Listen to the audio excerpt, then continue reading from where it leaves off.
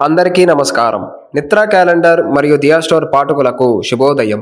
ఈరోజు 15 జూలై 2024 శ్రీ క్రోధినామ సంవత్సరం ఆషాఢ మాసం గ్రీష్మ ఋతువు ఉత్తరాయణం సోమవారం.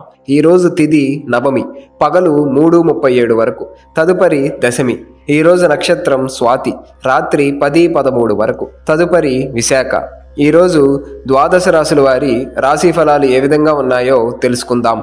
ముందుగా మేషరాశి. సమాజంలో ప్రముఖ వ్యక్తులతో విలువైన విషయాలు గూర్చి చర్చిస్తారు. చిన్ననాటి మిత్రులతో దూర ప్రయాణ సూచనలు ఉన్నవి. వృత్తి వ్యాపారాలు లాభాల బాటలో సాగుతాయి. నిరుద్యోగ ప్రయత్నాలు ఫలిస్తాయి. ఉద్యోగస్తులకు పదోన్నతులు పెరుగుతాయి. జీవిత భాగస్వామితో శుభకార్యాలలో పాల్గొంటారు.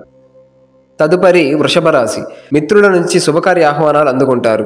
ఆర్థిక పరంగా అనుకూల వాతావరణం ఉంటుంది. శత్రు సంబంధమైన విషయాల నుండి ఉపశమనం కలుగుతుంది. చేపట్టిన పనులలో ఆలోచనలు కార్యరూపం దాలుస్తాయి. వృత్తి వ్యాపారాలు సంతృప్తికరంగా సాగుతాయి. ఉద్యోగాలలో నూతన అవకాశాలు అందుకుంటారు. తదుపరి మిథున రాశి. ఆదాయానికి మించిన ఖర్చులుంటాయి.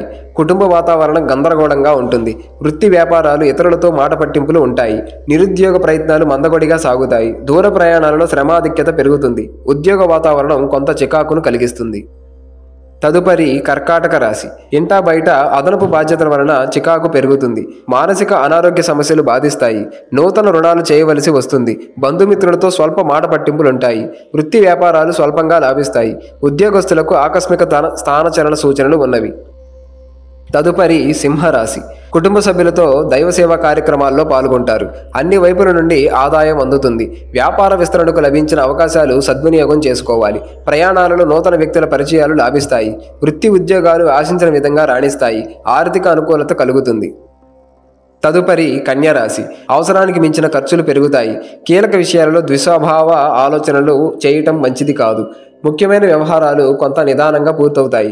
వృత్తి వ్యాపారాలలో మందకొడిగా సాగుతాయి. ఉద్యోగాలలో అధికారులతో సమస్యలు తప్పవు. నిరుద్యోగులకు కొన్ని విషయాలలో నిరాశ పెరుగుతుంది. తదుపరి తులారాశి. ఆర్థిక వ్యవహారాలు సంతృప్తికరంగా కలిగిస్తాయి.